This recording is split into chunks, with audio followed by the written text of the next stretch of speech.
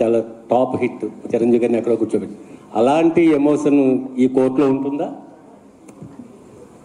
Yeah, court definitely మీరు అన్నట్టు court room డ్రామాయే, కానీ ఇది ఇంకో కేసు, ఇది ఇంకో గొడవ, ఇది ఇంకో సెటప్. బట్ మీకు ఒక సినిమా నుంచి ఒక కోర్ట్ రూమ్ డ్రామా చూసినప్పుడు మీకు కావాల్సిన హైస్ అన్నీ ఉంటాయి, అదైతే గ్యారంటీ. అండ్ అప్పట్లో చిరంజీవి గారు, యంగ్ చిరంజీవి గారు చేసిన పర్ఫార్మెన్స్ డెఫినెట్గా వీళ్ళిద్దరిలో ఉంటుంది.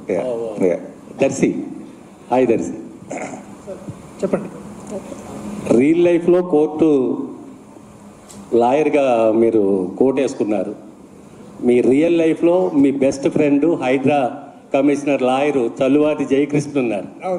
ఆయన దగ్గర నుంచి ఏమైనా అవుట్పుట్స్ కానీ ఇన్పుట్స్ కానీ తీసుకున్నారా? డెఫినెట్లీ జయకృష్ణ నాకు చాలా హెల్ప్ చేశారు. ఆయన he is the current advocate for HYDRAA counsel. నేను మనోడు స్క్రిప్ట్ తీసుకొని ఈ స్క్రిప్ట్ తీసుకొని నాకు హెల్ప్ కావాలంటే definitely was always been there. నన్ను హైకోర్టు, తెలంగాణ హైకోర్టు దగ్గర తీసుకెళ్ళాడు.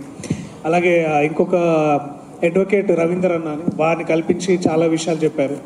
తర్వాత అడ్వకేట్ జనరల్ సుధాకర్ రెడ్డి గారిని కల్పించారు. అలాగే ఒక 2 days నన్ను పాక్సో ఎస్పెషల్లీ పాక్సో కోర్టు ఎలా ఉంటుంది, దాన్ని ఎలా డీల్ చేస్తారు, దాని అన్నిటికీ జయకృష్ణ నాకు చాలా హెల్ప్ చేశాడు. సో డెఫినెట్లీ అఫ్కోర్స్ బై డిఫాల్ట్గా వారిని, తర్వాత తెలంగాణ హైకోర్టుని మొత్తం అందరినీ we all thanked through our film. And ఈ సినిమా చూసిన తర్వాత లా మీద, లాయర్స్ మీద రెస్పెక్ట్ కూడా చాలా డబుల్ అవుతుందని నేను నమ్ముతున్నాను. So thank you Jayakrishna, if you're hearing this. Thank you. Darshi, చెప్పండి.